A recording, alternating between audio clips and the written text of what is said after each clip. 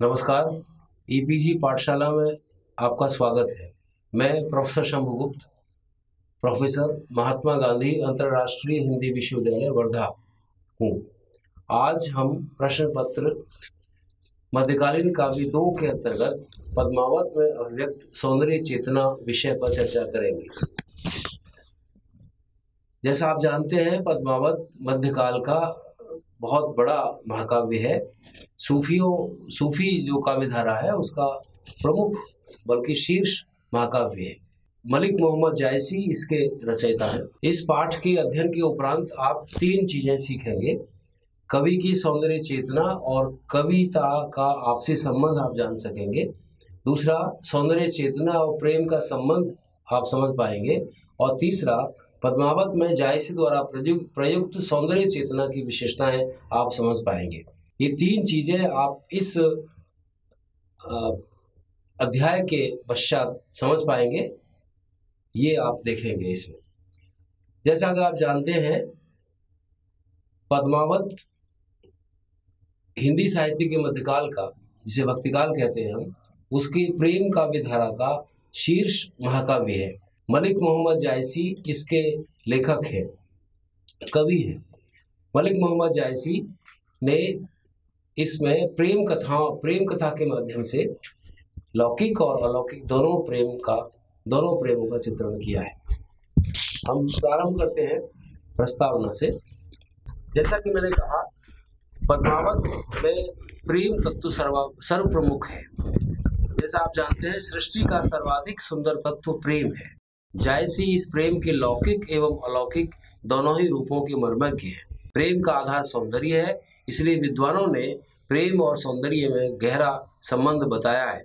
जहाँ सौंदर्य है वहाँ प्रेम है। इसके साथ साथ ये भी कह सकते हैं हम, थोड़ा सा इसको वाक्य को पलट के, कि जहाँ प्रेम है वहाँ सौंदर्य भी है। क्योंकि प्रेम और सौंदर्य का, जैसा कहा गया, कि अन्योन्याश्रित संबंध है। सौंदर्य से प्रेम पैदा होता है और प्रेम जिसको हम करते हैं वो चाहे कैसा भी हो, वो हमें सुंदर लगता है। इसके अलावा ये भी एक बात है कि विद्वान इस विचार से भी सहमत है कि सौंदर्य दृश्य वस्तु में न होकर दृष्टा में होता है। यानी कि 2 सौंदर्य के केंद्र हो सकते हैं, एक वो जो देखता है और एक वो जो दिखता है, यानी वस्तु में और व्यक्ति में। अलग अलग मत हैं विद्वानों के इस संबंध में। यही कारण है कि एक वस्तु किसी के लिए सुंदर हो सकती है, किसी अन्य के लिए असुंदर। दरअसल सौंदर्य दृश्यमान वस्तु और दृष्टा के बीच एक विशिष्ट संबंध है। जहाँ तक जायसी की बात है, पद्मावत की बात है, तो पद्मावत में सृजित इस सौंदर्य इस संबंध की सृष्टि और सफलता को जानना हमारा लक्ष्य है। यानी कि हम ये इस अध्याय में देखेंगे कि पद्मावत में मलिक मोहम्मद जायसी किस तरह से प्रेम और सौंदर्य के अंतर संबंधों को, उनकी अन्योन्याश्रितता को, उनके विकास को, उनके पल्लवित होने को किस तरह से चित्रित करते हैं। पहला हम इसमें आगे बढ़ते हैं। हम इसको कुछ बिंदुओं के रूप में हम व्याख्यायित कर सकते हैं। इस अध्याय को विभाजित भी कर सकते हैं। पद्मावत में अभिव्यक्त सौंदर्य चेतना। महान सूफी साधक अल गजाली ने प्रेम और सौंदर्य में अन्योन्याश्रय संबंध को स्वीकार किया है। अन्योन्याश्रय का मतलब है एक दूसरे के प्रति आश्रित, एक का दूसरे से निर्भरता। एक होगा तो दूसरा होगा, दूसरा होगा तो पहला होगा, ये अन्योन्याश्रय होता है। उनके अनुसार आत्मा सांसारिक सौंदर्य से गुजरती हुई ईश्वरीय सौंदर्य पर जाकर टिक जाती है। ईश्वरीय सौंदर्य ही सांसारिक सौंदर्य का मूल स्रोत है। जहाँ सौंदर्य है वहाँ प्रेम हो जाना स्वाभाविक है। जितना ही आकर्षक सौंदर्य होगा उतना ही गाढ़ा प्रेम भी होगा। ये द मिस्टिक, उनकी अल गजाली की पुस्तक है, उसमें से ये अंश लिया गया है। इसके आधार पर अगर हम सौंदर्य और प्रेम के परस्पर संबंध को व्याख्यायित करें तो स्पष्ट होता है कि प्रेम और सौंदर्य दोनों एक दूसरे पर निर्भर करते हैं। पूर्व में भी जैसा मैंने कहा आपको कि सौंदर्य जहाँ है वह प्रेम होगा, और जहाँ प्रेम है वो वस्तु हमें सुंदर लगती है। दोनों ही चीजें हैं इसमें। जहाँ सौंदर्य है वहाँ प्रेम होने का मतलब है कि सौंदर्य वस्तु में है, और जहाँ प्रेम है वहाँ सौंदर्य होने का मतलब है कि सौंदर्य दृष्टा के मन में है। इस तरह से दोनों ही चीज़ें, दोनों ही ये रास्ते हैं, दोनों ही मत है, और दोनों ही मत, बहुत सारे लोग इन दोनों मतों को स्वीकार करते हैं और इसे आगे बढ़ाते हैं। सूफी प्रेमाख्यानक काव्यों के रचनाकारों ने भी प्रेम और सौंदर्य के संबंध को मान्यता दी है। जैसे चित्रावली के रचनाकार उस्मान कहते हैं, जहाँ रूप जग बनिज पसारा, आई प्रेम तह किए व्यवहारा, जो विध रूप मैं कर दीन्ही, प्रेम चकोर नैन तिन कीन्ही, दीपक ज्योत रूप उजियारा, प्रेम पतंग आन तह जारा, रूह बास भा केतिक केवा, प्रेम भौर जिव पर छेवा। ये चित्रावली में से अंश लिया गया है। तो जहाँ रूप जग बनिज पसारा, आई प्रेम तह किया व्यवहार, यानी जहाँ पर रूप है वहाँ सौंदर्य भी है। चित्रावली के इसके बाद अर्थात इसका अर्थ आप समझें, समस्त संसार में जहाँ जहाँ रूप ने अपना व्यापार फैलाया है, व्यवहार के लिए प्रेम वहाँ पहुँच जाता है। यानी कि इसका मतलब क्या हुआ, इसका अर्थ ये हुआ कि जहाँ रूप एक सिद्धांत है, रूप एक मान लीजिए कंसेप्ट है, और प्रेम उसका व्यावहारिक रूप है। जिस विधाता ने रूप की सृष्टि की है उसी ने प्रेम भी बनाया है। यानी रूप एक वस्तु है और प्रेम एक संवेदना है, ये इन दोनों में संबंध है। यही रूप फूलों में सुगंध बनकर व्याप्त है और यही रूप भ्रमरों में विलास का रस है। एक और कवि है प्रेम काव्य के, वे है मंझन। मंझन ने भी अपने काव्य में स्वीकार किया है, यह रूप त्रिभुवन जग बरसे, मई पयाल अगास, सोई रूप परगट में देखा तो माथे परगास। यानी कि यही रूप है जो पूरे संसार में फैला हुआ है। धरती, आकाश, पाताल, सभी जगह इसी रूप की झलक है। यही रूप है जो प्रकट होकर हमारे समक्ष है, जिससे सब प्रकाशवान है।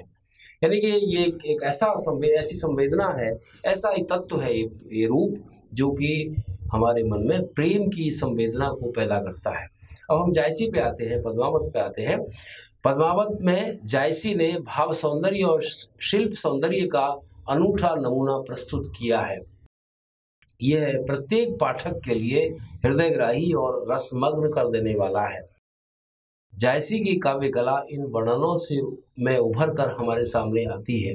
पद्मावत की नायिका पद्मावती सौंदर्य की साकार प्रतिमा है। वह पारस रूप है, सौंदर्य का स्रोत है, एक ऐसा स्रोत जिससे सारा जगत सौंदर्यमान हो रहा है। यहाँ पर हम एक विशेष संदर्भ लेंगे कि पद्मावती इस पद्मावत नामक महाकाव्य की नायिका है। ये अवधि में लिखा गया महाकाव्य है और एक ऐसी नायिका है ये पद्मावती जो अनन्य सुंदरी है। ऐसा सौंदर्य जिसके प्रति सहज ही आकर्षण और प्रेम पैदा होता है। तो पद्मावती के बारे में जो कहा गया है पद्मावत में, जायसी जो कहते हैं वो आप जरा देखिए, सुनिए इसको। नायिका पद्मावती सौंदर्य की साकार प्रतिमा है। जैसे कि मूल सौंदर्य जो है मूर्तिमान हो गया, वह पारस होता है जिसको स्पर्श करें तो आप सोना हो जाता है। लोहा जब पारस को स्पर्श करता है तो सोना हो जाता है। सौंदर्य का उद्गम स्रोत है, जहाँ सौंदर्य पैदा होता है, एक ऐसा स्रोत जिससे सारा जगत सौंदर्यमान हो रहा है। नहीं, उसके जद में, उसके क्षेत्र, उसके जो भी उसके संपर्क में आता है वह भी जैसे मानो सुंदर हो जाता है। ये सौंदर्य की बहुत बड़ी कसौटी है, बहुत बड़ी पहचान है कि आप जब भी उसके संपर्क में आते हैं तो आप भी सुंदर हो जाते हैं, आप भी सौंदर्य का अनुभव करने लगते हैं। तो जो जायसी ने कहा वो देखिए क्या कहा उन्होंने, कि कहा मानसर चाहा सुपाई, पारस रूप यहाँ लगे आई, भा निर्मल तेन पायन पर से, पावा रूप के दर से। ये जो पद्मावती है वो एक स्त्री भी है, नायिका भी है, और इसी के साथ वो ईश्वर का प्रतीक भी है, प्रतिरूप भी है। इसलिए मानसरोवर हो या जो भी उसके संपर्क में आता है, वो दोनों ही स्तरों पर कृतज्ञ महसूस करता है, कृतज्ञ अनुभव करता है।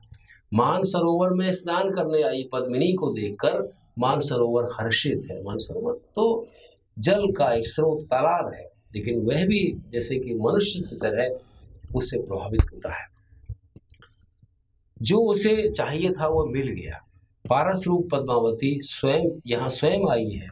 पारस रूप पद्मावती, तो पद्मावती के चरणों का स्पर्श करते ही मानसरोवर जैसे मान लीजिए धन्य हो गया। उसके पांव रखने मात्र से वह निर्मल हो गया। मानसरोवर तो वैसे निर्मल होता है, लेकिन पद्मावती के आने से और भी वो निर्मल हो गया। जो उसने जो रूप पाया है वह उसी के दर्शन का परिणाम है। यानी जो मानसरोवर आज है, जो निर्मलता उसमें है, जो सौंदर्य उसमें है, जो अनिंद्यता उसमें है, जो निर्मलता मानसरोवर के जल में है, वह ऐसा लगता है जैसे कि पद्मावती के रूप और सौंदर्य का ही प्रभाव है। पद्मावती के रूप सौंदर्य का वर्णन जायसी बहुत दिल खोल कर करते हैं, बहुत प्रभावशाली ढंग से करते हैं। कैसे करते हैं उसका आप जरा संदर्भ देखिए। पद्मावती के रूप सौंदर्य का विस्तृत वर्णन जायसी ने तोते और राघव चेतन के मुख से कई बार कराया है। जो प्रेम गाथा काव्य है, ये प्रेम आख्यानक काव्य है, उनमें प्रेम पैदा होने के कई तरीके हैं। उसमें पशु पक्षी भी बराबर की भूमिका निभाते हैं। पशु पक्षी संदेशवाहक होते थे पहले। वे कई बार ऐसा होता था कि जो पिता था अपनी पुत्री के लिए वर खोजने का काम तोतों को, पक्षियों को और दूसरे लोगों को देता था, और वो जाकर के जहाँ योग्य नायक या योग्य पुरुष हो वहाँ जाकर के उनके सौंदर्य का वर्णन करते थे, और फिर वो व्यक्ति उन पर प्रभावित होकर के उस प्रेम में पड़ करके उनकी खोज में निकल पड़ते थे। लगभग ऐसा ही दृश्य हमें पद्मावती में दिखाई पड़ता है। पद्मावती के रूप सौंदर्य का विस्तृत वर्णन जायसी ने तोते और राघव चेतन के मुख से कई बार कराया है। क्या है वो, जरा देखें। सृष्टि के जिन जिन पदार्थों में सौंदर्य की झलक है, पद्मावती की रूप राशि की योजना के लिए कवि ने मानो सबको एकत्र कर दिया है। जिस प्रकार कमल, चंद्र, हंस आदि अनेक पदार्थों का सौंदर्य लेकर तिलोत्तमा का रूप संगठित हुआ था, उसी प्रकार कवि ने मानो पद्मावती का रूप विधान किया है। आचार्य रामचंद्र शुक्ल ने जायसी ग्रंथावली की भूमिका में ये लिखा है कि किस तरह से कवि ने अपने सारे काव्य कौशल को, अपनी सारी प्रतिभा को पद्मावती के सौंदर्य का वर्णन करने में खर्च कर दिया, और पाठक अभिभूत होता है। तो कमल, चंद्र, हंस, ये रामचंद्र शुक्ल अपने जायसी ग्रंथावली की भूमिका में कहते हैं। और आपको ध्यान होना चाहिए कि आचार्य रामचंद्र शुक्ल ने सबसे पहले इस पूरी काव्य परंपरा का शोध किया था। यानी सबसे पहले उन्होंने इसको सामने लाए थे आचार्य रामचंद्र शुक्ल, और जायसी ग्रंथावली की लंबी भूमिका लिखते हुए उन्होंने हिंदी संसार को, हिंदी जगत को मलिक मोहम्मद जायसी और पूरी आख्यानक काव्य परंपरा से पहली बार परिचित कराया था। इसलिए ये श्रेय शुक्ल जी को जाता है, जिन्होंने हिंदी साहित्य का इतिहास लिखा। तो प्रेमाख्यानक परंपरा को अवतरित या परिचित कराने का, हिंदी संसार में लाने का श्रेय शुक्ल जी को जाता है। वो क्या लिखते हैं वो मैंने आपको भी बताया। एक बार फिर उसको देखें कि सृष्टि के जिन जिन पदार्थों में सौंदर्य की झलक है, पद्मावती की रूप राशि की योजना के लिए कवि ने मानव सबको एकत्र कर दिया है। जो हमारे सौंदर्य के रूप के प्रतिमान है, जिस प्रकार कमल, चंद्र, हंस ये सौंदर्य के रूप के प्रतिमान है, आदि अनेक पदार्थों का सौंदर्य लेकर तिलोत्तमा का सारे मिलकर के जब मानो एकत्र हो गए हो और सौंदर्य का निर्माण किया हो, तो आप जरा कल्पना करें कि जब ये कमल भी मिल जाए, चंद्र भी मिल जाए, हंस भी मिल जाए, और तीनों के अपने अपने लक्षण हैं, इनके तीनों की अपने अपने गुण हैं, अपने अपने विशेषता है, ये तीनों एकत्र होकर के पद्मावती के सौंदर्य का निर्माण कर रहे हैं, तो ये एक बहुत ही अद्वितीय स्थिति है। अनेक पदार्थों का सौंदर्य लेकर तिलोत्तमा का रूप संगठित हुआ था, उसी प्रकार कवि ने मानो पद्मावती का रूप विधान किया है। पद्मावती का सौंदर्य अपरिमेय है। अपरिमेय का मतलब इसकी कोई सीमा नहीं है। जितनी बार देखेंगे आप उतनी बार ये नया लगेगा, और अलौकिक है, लौकिक नहीं है ऐसा। ऐसा ऐसा ऐसा ऐसा रूप आम तौर पर बहुत कम मिलता है और दिव्य है। इस तरह से जायसी के उस पूरे सौंदर्य वर्णन को आचार्य शुक्ल यहाँ पर स्वीकार करते हैं, उसको आगे बढ़ाते हैं। और जैसा कि कहा गया, जायसी जो पद्मावती है वो केवल एक स्त्री नहीं है, केवल एक नायिका नहीं है, वो ईश्वर का प्रतीक भी है।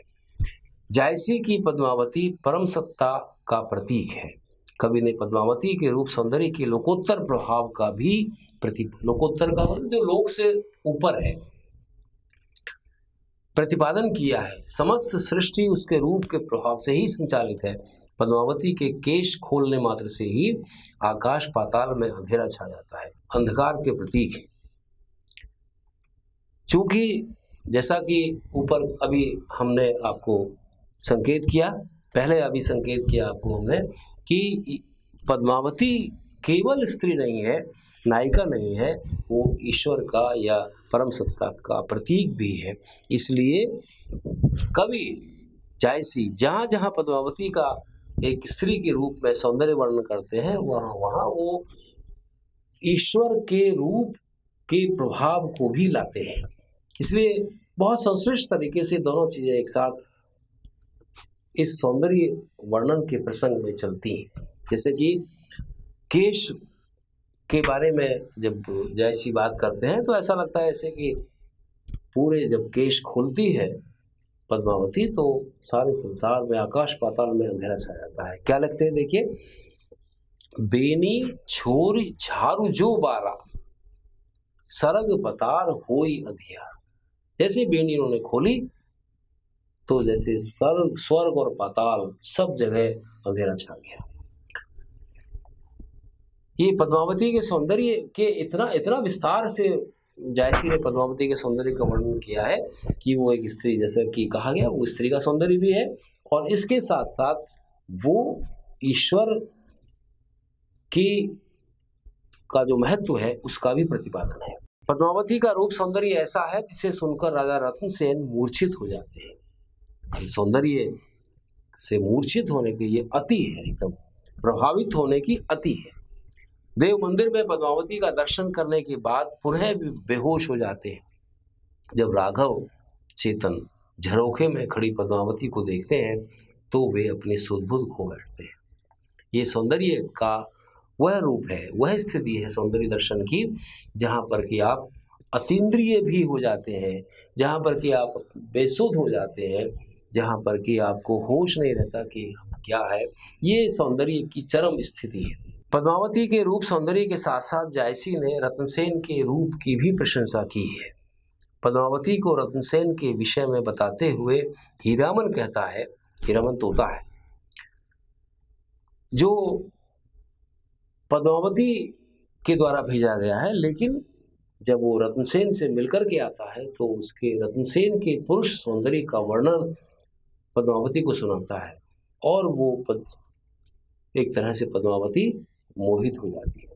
पद्मावती को रत्नसेन के विषय में बताते हुए हीरामन कहता है कि 32 लक्षणों से युक्त उसके रूप और कांति का वर्णन नहीं किया जा सकता।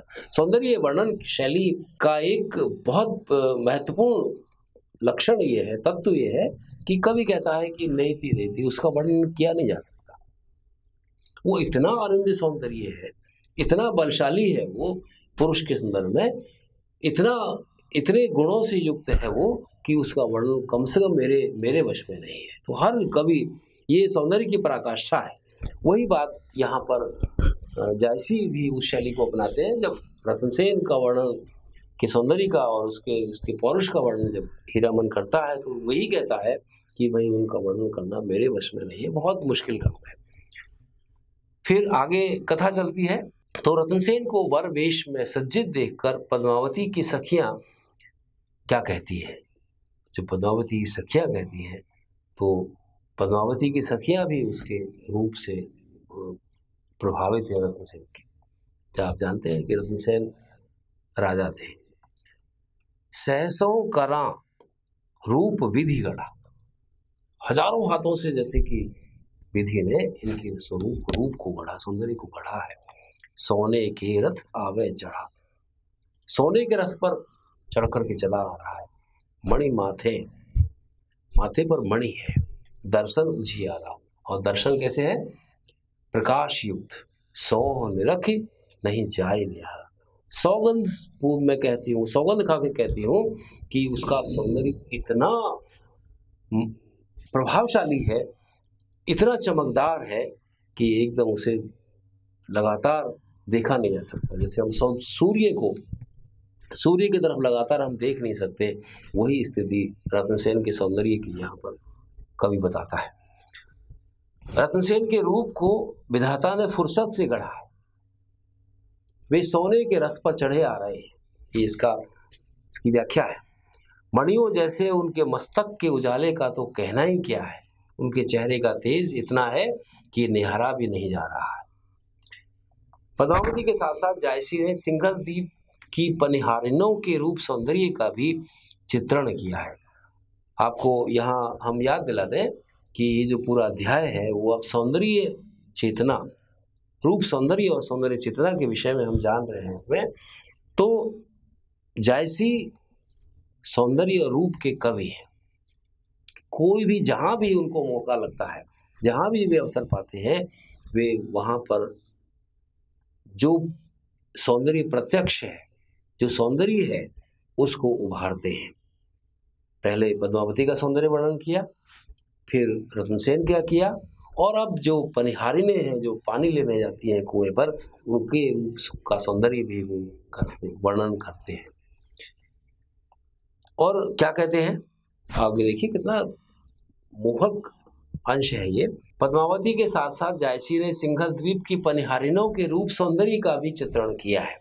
उनका कहना है कि जिस देश की पनिहारिनें इतनी सुंदर है, उस देश की रानी और राजकुमारियां कैसी होंगी। इसमें क्या है, पनिहारिनें बहुत सामान्य परिवार और समुदाय से होती हैं, लगभग वो श्रमिक वर्ग से होती है। श्रमिक वर्ग में आवश्यक नहीं कि देह सौंदर्य हो ही उतना, वहाँ पर बहुत सारे श्रम की झाइयाँ होती हैं, पसीना होता है, लेकिन वे भी इतनी सुंदर हैं। तो कवि कहता है कि जहाँ जिस देश की पनिहारिनें इतनी सुंदर हो, वहाँ की रानी और राजकुमारियाँ कैसी होंगी, ये अंदाज़ा लगाया जा सकता है। तो जायसी ने क्या लिखा जरा देखें, पानी भरई आवई पनिहारी, ये अवधि है, और ये वो अवधि है जो कि लोक में बोली जाती है। तुलसीदास से भिन्न अवधि है ये, जो लोक प्रचलित अवधि है। तो पानी भरई, पानी भरने के लिए आवई पनिहारी, रूप स्वरूप पद्मिनी नारी, इतना सुंदर रूप है वो पद्मिनी नारी की तरह लगती है। जैसे कि आप जानते हैं 4 प्रकार की नायिकाएं सौंदर्य शास्त्र में बताई गई है, नाट्य शास्त्र में। उसमें सर्वश्रेष्ठ जो नायिका है वो है पद्मिनी, जिसके देह से कमल की गंध फूटती रहती है। तो पद्मिनी नायिका जो होती है वो सौंदर्य का चरम प्रतिमान होती है। तो पनिहारिनें भी जहाँ की पद्मिनी नायिका की तरह है। पदुम गंध, जब मैं आपको बताया, देखिए, पदुम गंध तह अंग बसाही, कमल की सुगंध उनकी देह में, उनके अंगों में बसती। और गजब क्या हो रहा है कि भंवरे उनकी चारों तरफ घूम रहे हैं, मंडरा रहे हैं, जैसे कि कमल के चारों तरफ मंडराते हैं। जरा आप कल्पना कीजिए उस दृश्य का। तुलसी कालिदास ने भी इस तरह का दृश्य दिया है, जहाँ शकुंतला के चारों तरफ भंवरे मंडराते हैं और वो बहुत परेशान हो जाती है उनसे पीछा छुड़ाने के लिए। तो पदुम गंध तह अंग बसाही, भंवर लाग तह संग फिराही, लंक सिंघिनी, उनकी जो कमर है वो शेरनी की तरह है। जो कमर की उपमा दी जाती है, जो कि बहुत कटी जिसको कहते हैं, बहुत क्षीण होती है। तो सबसे क्षीण कटी सिंघिनी की होती है, शेरनी की होती है। सारंग नैनी, हिरणी की तरह जिसके नेत्र है। हंस गामिनी, हंस की तरह चाल है उनकी। कोकिल बैनी, और उनकी जो वाणी है वो कोकिल की तरह है। आवही झुंड सो पातही पाती, वो झुंड की झुंड आती है, पंक्ति बना करके, लाइन लगा करके जैसे आती हैं। तो गवन सोहाई सो भांति भांति, और तरह तरह के गीत में गाते रहते हैं, गाती हुई चलती है।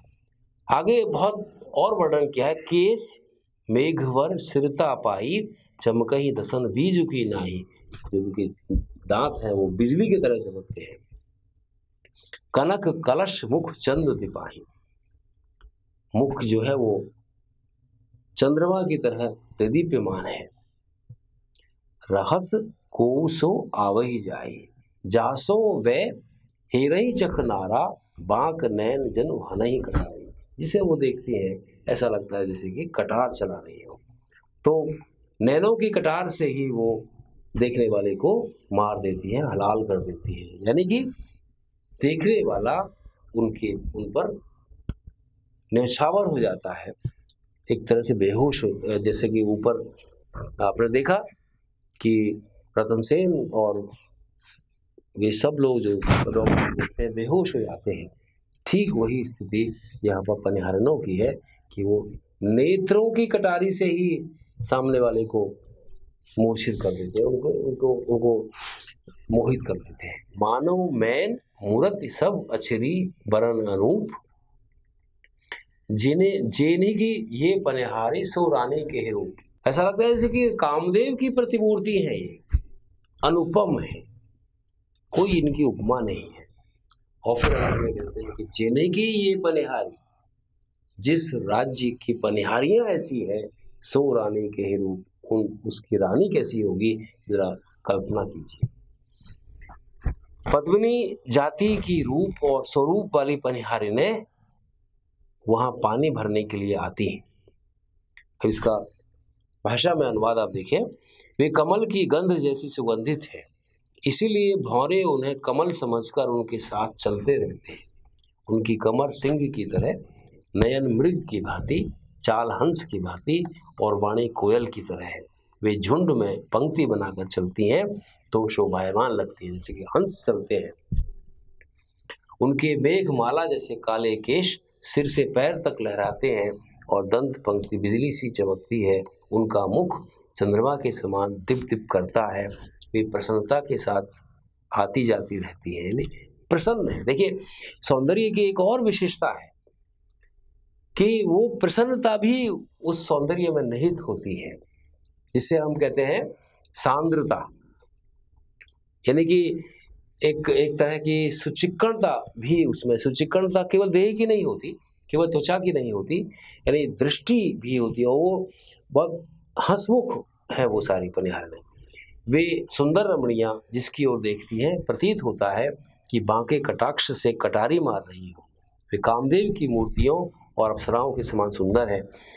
फिर अंत में जैसे कि मैंने कहा आपको, जिस देश की पनिहारें ऐसी हैं, उस देश की रानियां कैसी होंगी, जरा कल्पना करें।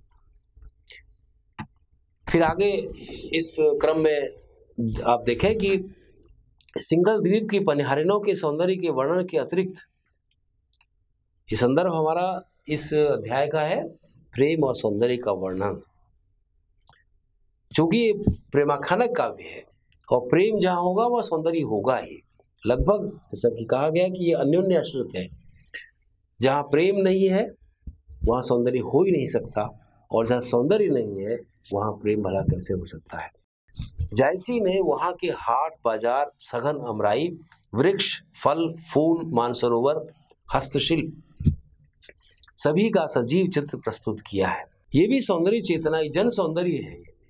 ये सौंदर्य चेतना के वे आयाम हैं जो कि हमें आम जनता में पूरे पृथ्वी पर सब जगह हमें दिखाई देते हैं। जायसी की विशेषता ये है कि वो मनुष्यों के अलावा, मनुष्यों के अतिरिक्त, यानी संपूर्ण परिवेश के सौंदर्य का ध्यान रखते हैं, उसका भी चित्रण करते हैं। उनके सौंदर्य चेतना की सबसे बड़ी विशेषता ये है कि उन्होंने, जैसा कि मैंने कहा आपको, उन्होंने अपने वर्णन को केवल पात्रों तक ही, पात्र नहीं मनुष्य, वो स्त्री हो या पुरुष, किसी भी वर्ग के स्त्री पुरुष हो, उन तक सीमित नहीं है, बल्कि सिंघल द्वीप के वर्णन में भी उनके सौंदर्य चेतना देखने में आती है। तत्कालीन नगरों की विशेषता को ध्यान में रखते हुए लोक जीवन से परिचित जायसी नगर वर्णन प्रस्तुत करते हुए प्रस्तुत के साथ अप्रस्तुत की झलक देते हैं, यानी नगर वर्णन भी करते हैं। और वो नगर वर्णन जैसे कहा गया। यानी यहाँ जायसी की जो कसौटी है वो सौंदर्य के प्रतिमान स्थापित करने की है। तो देखिए नगर वर्णन कैसे करते हैं वो, इसमें प्रस्तुत भी है और अप्रस्तुत भी है, यानी कि लोक भी है और परलोक भी है, क्योंकि पद्मावती एक स्त्री भी है, नायिका भी है और परमात्मा भी है। नवो खंड नव पमारी औत हैं वज्र के वार, चार बसेरे सो चढ़े सतसो चढ़े जो पार। उक्त वर्णन जितना सिंघलद्वीप के नगर का है उससे ज़्यादा भारतीय हठयोग तथा सूफियों के 4 मुकामों का सुंदर समन्वय है। इसके अलावा हाट का वर्णन देखिए क्या करते हैं। हाट का वर्णन ऐसा करते हैं कि वहाँ पूरा का पूरा दृश्य आंखों के सामने जैसे नाच उठता है, साकार हो जाता है। देखिए जरा, ले ले बैठ फूल फुलहारी, पान अपूरव धरे समारी, सौंधा सबे बैठ ले गांधी, बहुत कपूर खिरौरी बांधी, कतहूँ। तो वर्णन एक हवाले देते हैं एक एक चीज का। कतहूँ पंडित पढ़ई पुरानू, धर्म पंथ कर करही बखानू। कतहूँ, कहीं कहीं ये है, कहीं ये है, चारों तरफ पूरा है। जैसे कि पूरा एक फिल्म में होता है, पूरा उसका वर्णन करते हैं। कतहूँ कथा कहे कछु कोई, कतहूँ नाच को भली सो होई, कतहूँ काहू ठग, ठग का भी है यहाँ पर, ठग भी बराबर सक्रिय है। कतहूँ काहू ठग विद्या लाई, कतहूँ ले मानुष बोराई। बहुत से ऐसे भी आदमियों को बेवकूफ बना रहे हैं, पागल बना रहे हैं। फिर चोर भी है, चरपट चोर धूत गठ छोरा, मिले रहे ते नाच, जो ते नाच सजग भार, आगुमन गत ताकर पे बाँच। जो अब देखिए यहाँ पर दुनियादारी भी है और अध्यात्म भी है। ये चोर लंपट चोर ये सब धूत जुआखोर ये सब है, ये सब माया भी है और ये मनुष्य ये इस संसार के का यथार्थ भी है। जो फिर कवि कहते हैं कि जो इनसे बच के रहेगा वही प्राप्त कर सकता है कुछ फल। तो उस हाट में आगे वो लिखते हैं, उस हाट में फूल वाली मालिनी फूल लेकर बैठी हैं, सुंदर पान सजा कर रखे हुए हैं, गंधी सभी प्रकार की सुगंध लेकर बैठा है, अधिक कपूर डालकर कत्थे की टिकिया बांधी गई है, कहीं पर पंडित पुराण का पाठ कर रहे हैं, कहीं लोग धर्म के मार्ग का बखान कर रहे हैं, कहीं कोई कथा कह रहा है तो कहीं कुछ और पाखंड हो रहा है। देखिए पाखंड की बात करते हैं जैसी। वह हाट में होने वाले नृत्य में चोर धूर्त और सामान लूटने वाले भी हैं। जो व्यक्ति पहले उस नाच में सजग रहता है वही अपनी पूंजी को बचा पाता है। ये संदर्भ है जो कि लौकिक को अलौकिक बनाता है। अब आप देखिए प्रकृति का सौंदर्य क्या है। प्रकृति अपने आप में सौंदर्य का एक बहुत बड़ा प्रतिमान होता है। प्रकृति का सौंदर्य वर्णन साहित्य का एक इंडिपेंडेंट, एक स्वतंत्र विषय है। पद्मावत में वो किस तरह है, प्रकृति पृथ्वी के अस्तित्व से ही मानव की सहचरी रही है। प्रकृति सौंदर्य हमेशा से ही प्रेम का प्रेरक तत्व रहा है। बहुत सारे कवियों की परंपरा है जो प्रकृति को प्रेम करते हैं, और चूंकि प्रकृति के साथ मनुष्य का बड़ा गहरा रिश्ता है, बहुत गहरा संबंध है, इसलिए आप देखेंगे सौंदर्य के सारे प्रतिमान प्रकृति से आते हैं। कालिदास, भवभूति जैसे महान कवियों की रचनाएं इस बात का प्रमाण है। मानव का तो पूरा अस्तित्व ही प्रकृति पर निर्भर है। एक तरफ जहाँ प्रकृति सहचरी है, शांत है, जीवनदायिनी है, वहीं वह कभी कभी विकराल रूप भी धारण कर लेती है। जायसी ने दोनों रूपों का वर्णन किया है। वो बहुत प्रिय भी है, बहुत कोमल भी है, मनुष्य का साथ भी देती है, लेकिन साथ ही वो कहीं पर विध्वंसक भी है। उठे लहर पर्वत की नाई, पर्वत जैसी लहरें उठ रही हैं। होई फिरे जोजन लगता ही, धरती लेत सरग लही बाढ़ा, सकल समुद्र जानऊ भाठाड़ा। इतनी ऊंची ऊंची लहरें उठती हैं। प्रकृति के सौंदर्य का वर्ण चित्रण जितने रूपों में हो सकता है, यानी विविधता है उसमें, उन सभी रूपों में जायसी ने प्रकृति के सौंदर्य का सूक्ष्म चित्रण प्रस्तुत किया है। अब प्रकृति का सौंदर्य कितने रूपों में है ये हम इसमें देखेंगे। पहला है आलम्बन रूप में। आलम्बन रूप में प्रकृति का वर्णन कवि साध्य रूप में करते हैं। आलम्बन का मतलब क्या, वो एक स्वतंत्र व्यक्ति, स्वतंत्र वस्तु के रूप में जिसका वर्णन होता है। पद्मावत में ऐसे अनेक स्थल हैं जहाँ जायसी ने प्रकृति का आलम्बन रूप में चित्रण किया है। वातावरण निर्माण के लिए ये पहला लक्षण है उसका, वातावरण निर्माण। यानी टोपोग्राफी क्या है, वहाँ की जलवायु क्या है, वहाँ झरने हैं या पहाड़ है या क्या है, ये नदियाँ हैं, ये सब वर्णन होता है उसमें। वातावरण निर्माण के लिए प्रकृति के दृश्यों को आलमन रूप में ग्रहण किया गया है। जैसे कि एक उदाहरण आप देखें, कुहू कुहू कोयल करि राखा, ओ भिंगराज बोल बोल बहु भाखा, दही दही क महर पुकारा, हारिल बिनवे आपनि हारा, कुहू कहीं मोर सुहावन लागा, होई को राहर बोलहि कागा। ये ग्रामीण जीवन का वर्णन है।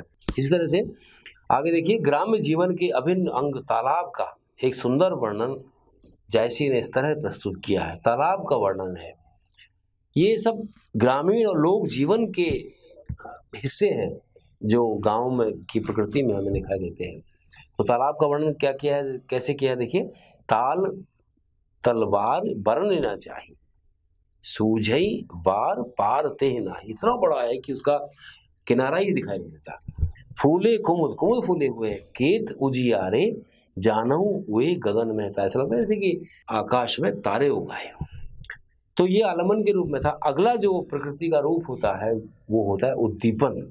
उद्दीपन माने, उद्दीपन का मतलब है भड़काना, या कहें कि जो प्रकृति हमें उद्दीप्त करती है, हमें हमारी चेतना को उकसाती है। प्रकृति के सहज आलमन सौंदर्य के अतिरिक्त उद्दीपन रूप में भी इसका वर्णन किया गया है। मानव मन के हर्ष, ये उद्दीपन का अर्थ क्या है, जब हम हर्षित होते हैं तो प्रकृति हमें हर्षपूर्ण आनंदपूर्ण लगती है। जब हम विषाद युक्त होते हैं तो प्रकृति भी हमें अच्छी नहीं लगती। ये उद्दीपन रूप है उसका। और कई बार जब हम दुखी होते हैं तो अच्छी प्रकृति, जो सुंदर प्रकृति होती है, वो हमें और ज़्यादा दुखी करती है, और ज़्यादा जैसे हमें चिढ़ाती है। यही उद्दीपन है। तो मानव मन के हर्ष विषाद के साथ हर्षित और दुखी होती प्रकृति की सौंदर्य राशि चारों तरफ बिखरी हुई है। सुख के अवसर पर प्रकृति नाचती थिरकती तथा गाती हुई प्रतीत होती है, जैसे मैंने अभी कहा आपको। लेकिन अवसाद के क्षणों में वही प्रकृति मुरझाई, अलसाई और दुखी दिखाई देती है। जब जैसे विरहिणी का वर्णन जब आता है, तो जैसे नागमती का जब वर्णन आता है, वियोग विरह वर्णन आता है, तो नागमती को सारी प्रकृति बिल्कुल नीरस दिखाई देती है। तभी तो नागमती की वियोग वेदना वाला वो 12 मासा, बहुत उल्लेखनीय अंश है ये पद्मावत का 12 मासा, हिंदी साहित्य की अमूल्य निधि है। उद्दीपन रूप में प्रकृति का चित्रण बड़े ही सजीव और स्वाभाविक रूप में किया गया है। पद्मावत के षड ऋतु वर्णन में पद्मावती के हृदय के हर्ष का सुंदर वर्णन है। हर्ष भी है, विषाद भी है, और दोनों संदर्भों में प्रकृति का ऐसा रूप जो प्रेरित करता है, ऐसा रूप जो आकर्षित करता है, और ऐसा रूप जो विषाद पैदा करता है, दोनों ही पद्मावत में हमें मिलेंगे। यह प्रकृति पद्मावत के लिए एक नया संदेश लेकर आई है। जैसे कि बसंत ऋतु का वर्णन है, प्रथम बसंत नवल ऋतु आई, सरित चैत बैसाख सुहाई, चंदन चीर पहिर धन अंगा, सेंदूर चीन दीन बेहस भर मंगा। इस तरह से नवल बसंत ऋतु का आगमन हो चुका है। चैत बैसाख में वह ऋतु सुहावनी लग रही है। रानी पद्मावती ने चंदन चीर धारण किया। देखिए, प्रकृति और मनुष्य का तालमेल देखिए कि प्रकृति है तो उसी हिसाब से मनुष्य भी अपने आप को उसके साथ संयोजित कर रहा है। रानी पद्मावती ने चंदन चीर धारण किया हुआ है और प्रसन्नता पूर्वक पूरी मांग में सिंदूर धारण कर रखा है। जिस घर में कंत हो वहाँ सदैव भली बसंत ऋतु आती है। देखिए, प्रेम है तो सौंदर्य है, प्रकृति भी उस प्रेम और सौंदर्य को बढ़ाती है। वहाँ पति पत्नी बसंत ऋतु में उद्यान में जाकर अपने आप को बहलाते हैं, सुख का अनुभव करते हैं। सुहाने बसंत का बहुत अच्छा वर्णन जायसी ने किया है। लेकिन बसंत ऋतु जब पति पास होते हैं तो आनंददायक लगती है, लेकिन जब वही वियोग स्थिति होती है तो कष्टदायी प्रतीत होती है। वही चीज यहाँ पर है। लेकिन यही प्रकृति प्रिय के दूर होने पर कष्टदायी प्रतीत होती है, हृदय को जलाने वाली लगती है। नागमती के विरह वर्णन के माध्यम से प्रकृति सौंदर्य का जो रूप जायसी ने पद्मावत में प्रस्तुत किया है वह तो कहीं और नहीं मिलता। परंपरागत और नवीन मौलिक उपमानों से युक्त यह 12 मासा हर समय हमें सौंदर्यान्वित करता है। ऐसा लगता है कि प्रकृति भी नागमती की विरह में ही विरही नागमती का विरह विरही है और नागमती का विरह इसे पूरी प्रकृति में समा गया है। एक अंश देखिए इसका, बहुत ही उल्लेखनीय ये दोहा है इनका। पियसो कहू संदेशड़ा ए भंवरा ए काग। ये बहुत पुरानी परंपरा है वियोग वर्णन की कि वियोगिनी स्त्री जो होती है वो भंवरे से और कौवे से कहती है। ये मौलिक उद्भावना जायसी में हमको दिखाई देती है। कौवे को भेजती है, भंवरा से तो सभी देते हैं लेकिन कौवे से पहली बार। और तर्क आप देखिए, संदर्भ आप देखिए, भंवरा और काग दोनों काले हैं, तो वो कहती है कि वो जो विरहिणी है वो जल के मर गई है और उसके धुएं में हम काले हो गए हैं। ये मौलिक उद्भावना है। पियसो कहू संदेशड़ा ए भंवरा है काग, शोधन बिरह जरमुई तिहिक धुआं हमला। उन्हीं का धुआं हमें लग गया है। ये उद्दीपन था। अब आप देखिए अगला जो अंश, जो रूप इसका है प्रकृति चित्रण का, वो होता है अलंकारिक रूप, अलंकार रूप। इसको भी संक्षेप में हम जान लेते हैं। जायसी ने प्रकृति के उपादानों को अलंकार रूप में भी ग्रहण किया है। उपमा, रूपक, उत्प्रेक्षा, मानवीकरण अलंकारों की सहायता से काव्य में एक नवीन सौंदर्य का सृजन किया है। इसका क्या होता है इसका अर्थ? इससे आगे स्पष्ट होगा कि उन्होंने जड़ पदार्थ में भी चेतनता का आरोप किया है, जिसके कारण वो सजीव हो उठी है। सूखते हुए सरोवर से, अब आप देखिए एक रूपक वो देते हैं, सूखते हुए सरोवर से विरही हृदय की उपमा द्रष्टव्य। सरोवर सूखता है ऐसे ही विरही का हृदय भी सूख जाता है। सरवर ही घटत नित्य आई, टूक टूक होई होई बिहराई, बिहरत हिया करऊ पिय टेका, दिष्ट दिवंगरा मेरे बहू। ये जो पूरा उपमान विधान है वो मनुष्य और प्रकृति दोनों के एक ही भूमि पर आ जाने का भी सूचक और प्रतीक है, और प्रकृति के साथ मनुष्य के एकमेक होने का भी ये। इन उपमानों के अलावा नागमती के संयोग वर्णन की उपमा, वियोग वर्णन भी है तो संयोग वर्णन में भी उसी तरह की शैली को अपनाते हैं। तो संयोग वर्णन की उपमा एक फुलवारी से दी गई है जिसकी पत्तियों में अभी अभी जीवन आया है, कोंपले आई है। देखिए जरा, जस भुई दही अषाढ़ पलुहाई, परही बुंद और सौंध बसाई, ओही भांति पलुही सुखबारी, उठे करल नव कौप संवारी। जैसे दग्ध होती हुई धरती आषाढ़ में फिर से पलुहाती है, पल्लवित होती है, उसमें नया जीवन आता है। अभी तक पानी के अभाव में जो धरती मृत प्राय थी, जिसका हृदय जगह जगह से फटा हुआ था, वह अब वर्षा की बूंदों से भरने लगा है। बूंद पड़ने पर सुगंध से भर जाती है पृथ्वी, उसी मिट्टी, उसी भांति वह बाला सुख से हरी हो गई है। जैसे करील के नए कौंपले निकलती है और सुहानी लगती है, उसी प्रकार उस बाला के में सुख की कौंपलें निकल रही हैं।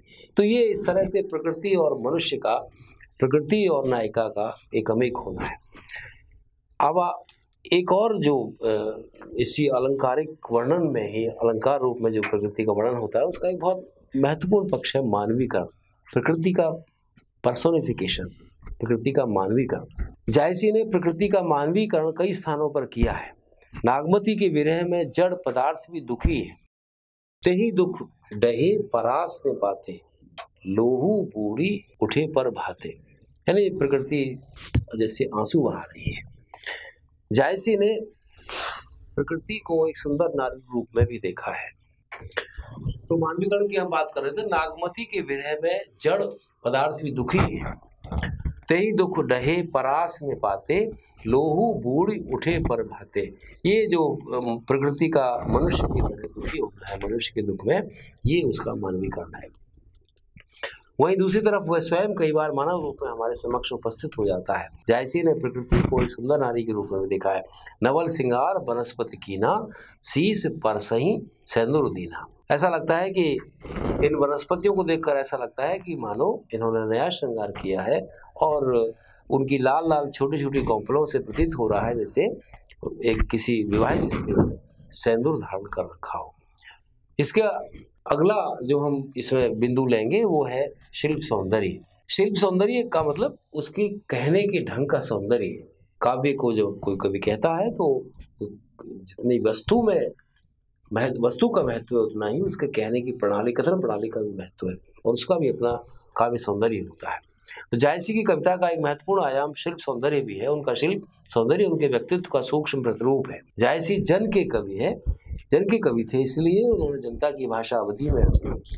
पद्मावत अपने समय के जनजीवन, साहित्य और संस्कृति के विशाल शब्द भंडार का प्रचुर मात्रा में प्रयोग किया है जायसी ने इसमें। जायसी की शब्द संपदा अत्यंत समृद्ध और सौंदर्यपूर्ण है। उसमें अनेक भाषाओं की अरबी है, फारसी है। इसके साथ साथ तद्भव और तत्सम शब्दों का प्रयोग भी उनकी सौंदर्य रुचि का परिचय देता है। इसके साथ ही लोकोक्तियों, परंपरागत लोकोक्तियों, मुहावरों, सूक्तियों का भी उन्होंने खूब वहाँ पर वर्णन किया है। नक्शिक वर्णन भी देखने लायक है, और उस नक्शिक वर्णन का जिस शिल्प में जायसी ने वर्णन किया है वो आप देखिए। जायसी ने क्रमशः केश, मांग, ललाट, भौं, नेत्र, नासिका, अधर, पेट, पीठ, जो भी पूरा एक क्रम है, एक के बाद एक देह का विभिन्न अंग और क्रमशः उसका उन्होंने बहुत ही प्रभावशाली शैली में वर्णन किया। ये परंपरा असल में फारसी साहित्य में देखने को मिलती है, जो कि उन्होंने जायसी ने अपनाया है। बहुत सारे परंपरागत प्रतीक भी उन्होंने लिए हैं और बहुत सारे नवीन उपमानों का भी उन्होंने इस्तेमाल किया है। जैसे नए उपमान क्या है, नेत्र के लिए जैसे खंजन है, ललाट के लिए द्वितीय का चंद्रमा है, नासिका के लिए तोती की चोंच है, अधर के लिए मूंगे में जड़े हीरे नए लोग हैं, नई प्रतिमान है, ये नई प्रतीक है। जायसी ने सौंदर्य वर्णन में अपनी प्रतिभा, कल्पना, बहिर्गता और बिंब विधायनी शक्ति का सहारा लिया है। इस तरह से पूरे इस अध्याय के निष्कर्ष के बतौर अगर हम कुछ कहना चाहें तो ये कह सकते हैं कि पद्मावती की काव्यात्मकता में जायसी की सौंदर्य चेतना का महत्वपूर्ण स्थान है। उत्कृष्ट भाव और शिल्प सौंदर्य संबंधी जायसी की चेतना ने पद्मावत को एक नई ऊंचाई प्रदान की है। इसीलिए पद्मावत पूरी प्रेमाख्यान काव्य परंपरा का सर्वशीर्षस्थ ग्रंथ है, शीर्षस्थ महाकाव्य है।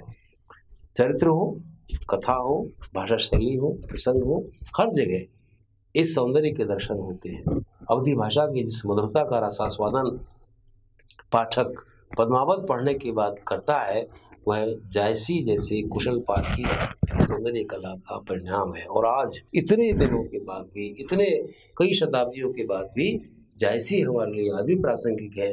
प्रेम और सौहार्द का जो संदेश जायसी हमें देते हैं, प्रेम और सौंदर्य का जो संदेश जायसी हमें देते हैं, अलग अलग धर्मों के समन्वय का जो संदेश जायसी हमें देते हैं, वो अद्वितीय है। और यही इस पूरी प्रेमाख्यान परंपरा का निष्कर्ष है और संदेश है। जायसी जिसके शीर्षस्थ महाकवि है। धन्यवाद।